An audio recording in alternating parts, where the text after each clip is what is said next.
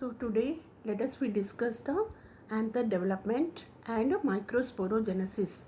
The microsporangium in most of the angiosperms contains the anther.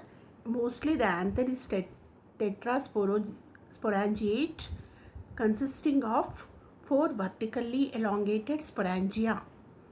So here this it has the 4 wall structures and it is joined with a connective.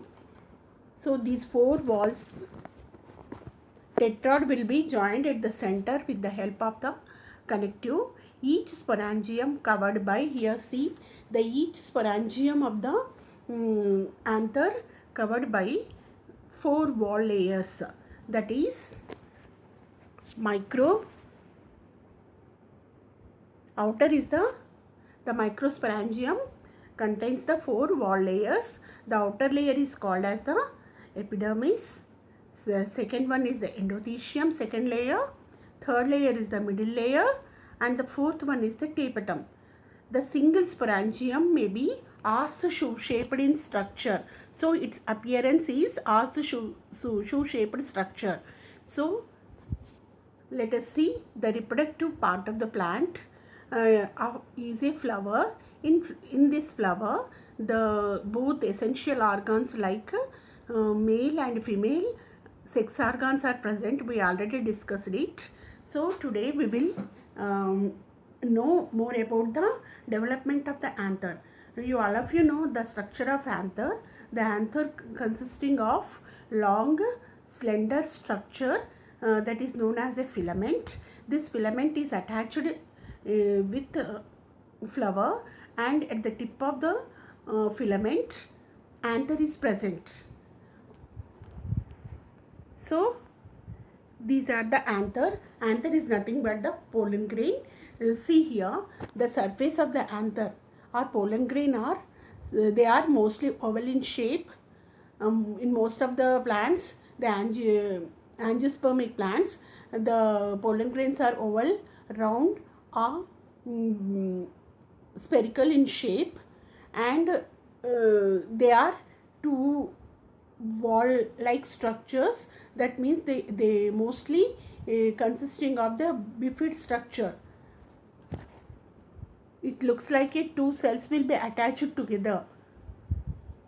Next, this is called as a sporopollenin. So when you see the structure of the stamen, it looks like 4 balls are situated on the upper surface. So this group of pollen is known as the sporopollenin. Next, now you see the structure of the anther. So that anther contains the, see here, it is very clear. The anther has the stalk, that is nothing but the filament which is attached with the flower, and this long filament contains the at the tip 2 lobes of anthers. When you see the section of that pollen, the anther is nothing but the pollen. When you see this section, it looks like a 4-lobed structure. That's why it is called as a tetrad. When the line of dehiscence, the pollen grains are contains the microsporangia or pollen sac. See here. So it contains the microsporangia or pollen sac. Next, see here, this microsporangia, I already told you, it has the 4-wall layer. Outer is the epidermis, second one is the endothelium. See here, this is the endothelium structure.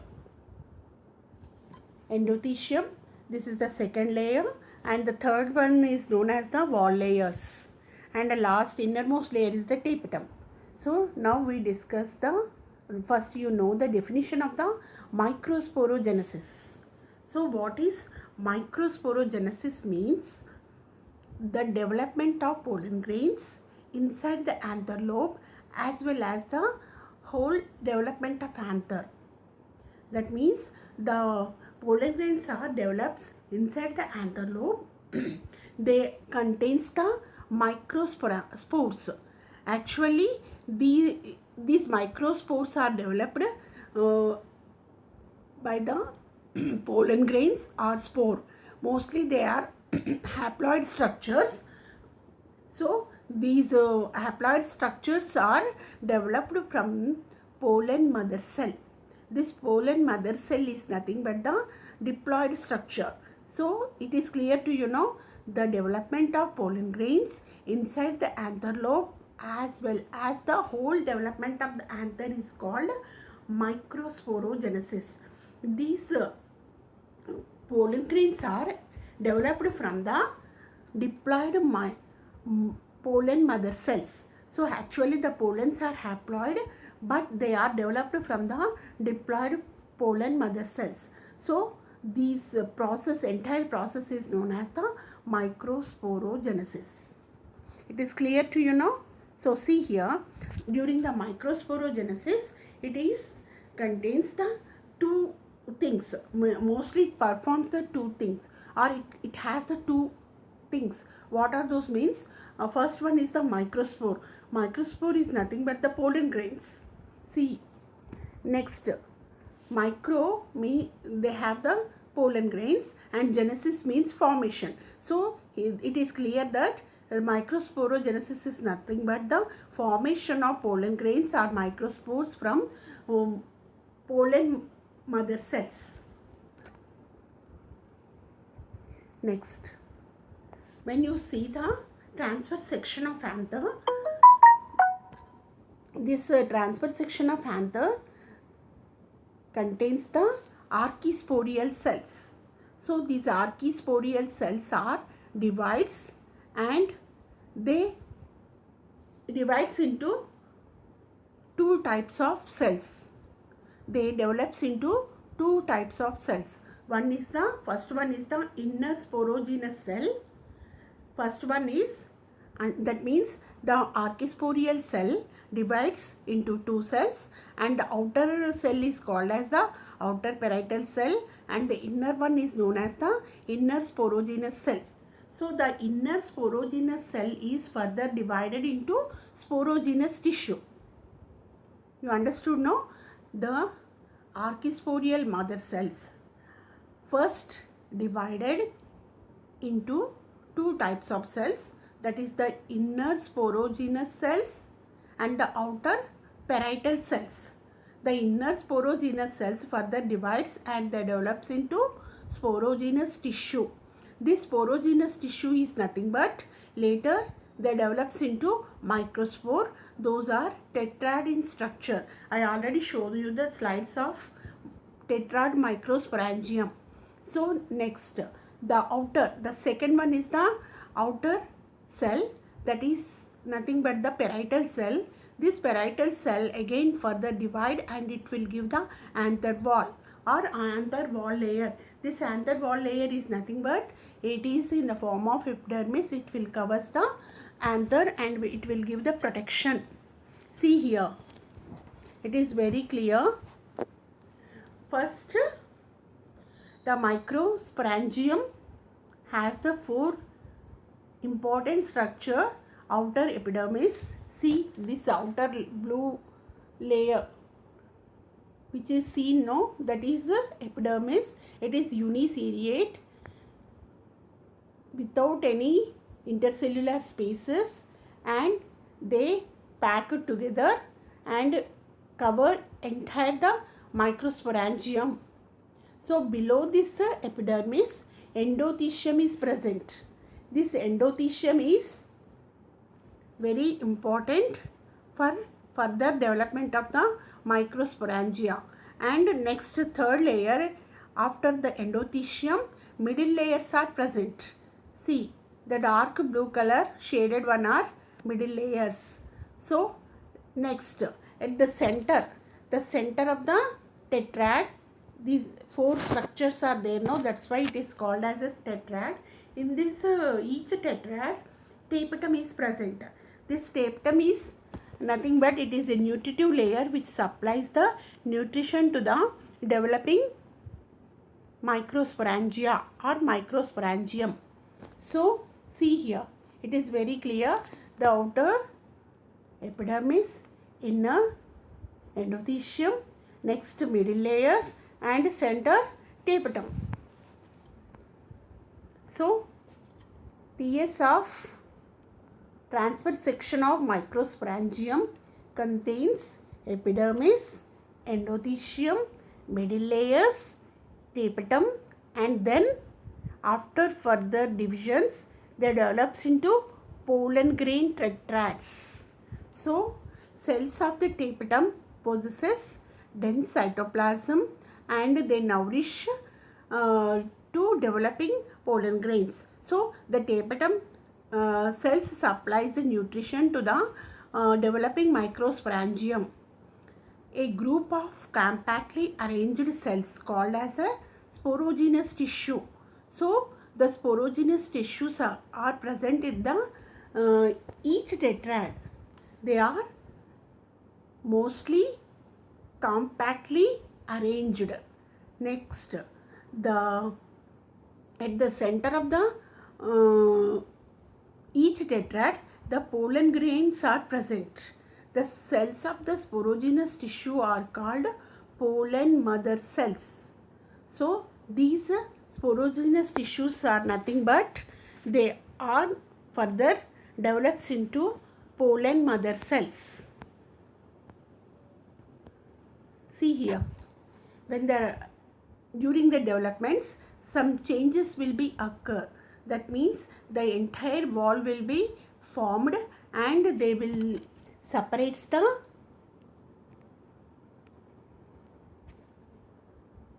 and during complete maturity the wall layer will be broken and the pollen grains are coming out. Next, microsporogenesis. After release of the microspores from the microsporangium, they will be, that means the pollens are developed from pollen mother cell. So this pollen mother cell is diploid in structure or diploid structure. So it has the that means it has the diploid nucleus. So during the first meiotic division, the single nucleus will be divided and develops into two nuclei, and the next it undergoes meiosis 1 and these two nuclei further undergoes to meiosis 2. Next it will be develops into 4 haploid nuclei. So these 4 haploid nuclei further develops into a tetrad, that is the microspore tetrad. After the complete formation of the microspores, they will be separated out. So these during this microsporogenesis, the microspores are released out. They are now haploid. It is clear to you now? So the microspores which are developed in the microsporangium are pollen grains, and they will be develops from the microspore mother cells which are diploid, and after complete development they released out, then they become haploid structures. Clear to you now? So let us see. So now it is clear to you, the microsporangium has the outer epidermis, inner endothelium, and the middle layers. Next is the tapetum. So the tapetum will supply the nutrition to the developing microsporangium. So mostly the tapetum is innermost wall layer of the anther. It has 1 cell thickness. The tapetum is of 2 types. The tapetum is 2 types. See, It contains the amoeboid type. Amoeboid type means the radial walls of the tapetal cells break up, releasing the protoplast into the pollen chamber. So in the amoeboid type, the tapetal cell wall is breaks and it releases the protoplast into the pollen chamber. So second type is the secretory or glandular type. Here the tapetal cells are remain in sits all through the development. That means they cannot separate, they cannot release into the pollen chamber, but they will be continuously develops and they form the microspores and finally they degenerate. The tapetal cell prepare proabscisic bodies. They pass into the space between cell wall and the plasma membrane. Here we get the surrounded sporopollenin. Here we get the sporopollenin. You already see that slide. So next one is the sporogenous tissue. This sporogenous tissue is nothing but they will be divided. Primary sporogenous cells are divided mitotically. I already told you here. First they divided mitotically and they form a mass of sporogenous tissue. The mitosis results in the formation of microspore mother cells or pollen mother cells. They undergo meiosis. So after development of the microspore mother cells, they undergoes the meiosis. That is nothing but the karyokinesis. That means the division of the nucleus will be occurs. This is followed by the cytokinesis. First the nucleus is divides and then the cytoplasm will be or the cell will be divides. So it again develops into two types of cells. That is, first one is the successive. That is the pollen mother cell as a result of heterotypic division forms a dyad and then tetrad. That means the first nucleus division, next is the cell division. It forms the successive. This type of division is known as the successive division. During this successive division, the dyad is formed. The two nuclei cell is formed. This is called as a dyad, and next it further divisions, it forms the tetrad. So this is known as the second type is known as a simultaneous. In this simultaneous, the pollen mother cell has a heterotypic division, forms two nuclei, that is into dyad form. The two nuclear then divides to form a tetrad. You understood now? First, the pollen mother cell will be diploid, and in this from this pollen mother cell, the nucleus will be divides first, and then cell division will occurs. So the dyad is formed. That is known as a successive type. Next, after the successive type, again the divisions will take place. The divisions will result the formation of the tetrad microsporangia or tetrad pollen mother cell. So this is known as the simultaneous type. In this type, the dicots, the tetrads are of 5 types. That means the arrangement of the cells according to the structures, they are divided into tetrahedral, isobilateral, T-shaped, decussate and linear. The arrangement of these 4 tetrads into different shapes. So it is classified into according to the arrangement of the tetrads. That is the tetrahedral, isobilateral, T-shaped, decussate and linear. See here, during the maturation of the pollen, the microspores has you already know, they are haploid in structure, and in most of the angiosperms, pollen grains are shed at 2-celled stage. So mostly in angiosperms, the pollens when dehiscence out, they contains the 2 cells.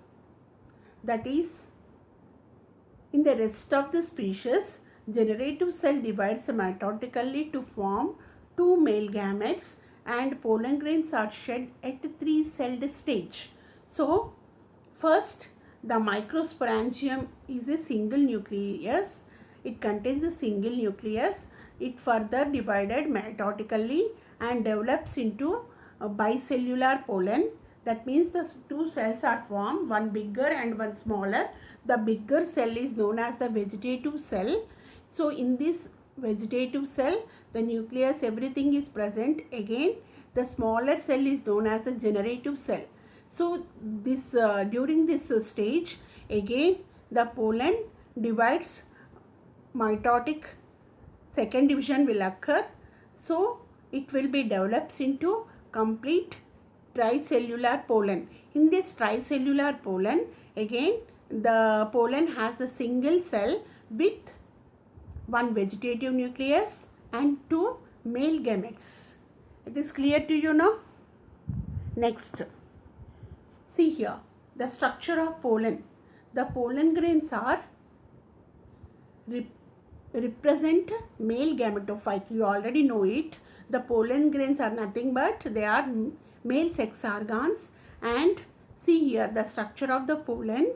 The pollen is mostly the spherical or round in shape, and it has the two wall layers, that is the outer exine layer and the inner intine layer. The exine layer is made up of sporopollenin, which is one of the most resistant organic material. So this exine is very tough and thick walled. It is made up of one of the organic material that is known as a sporopollenin. So next to the exine, intine layer is present. This intine layer is made up of cellulose and pectin. So exine contains the sporopollenin, which is very tough, and the surface of the exine is very tough and spiny. In some plants it looks like a spiny layer. And below the exine, intine layer is present. It is thin walled and made up of cellulose and pectin.